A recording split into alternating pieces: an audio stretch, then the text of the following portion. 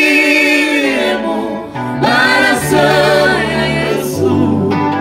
urakira muonye mahoro Muzeniremo maraso ya Yesu urakira muonye mahoro yadukunze yakiguzi Vedutanze yabikoze kugurukundo rwe imirimo yakorewe Karuvali niyo ndirimbo yuzuye umutima wanjye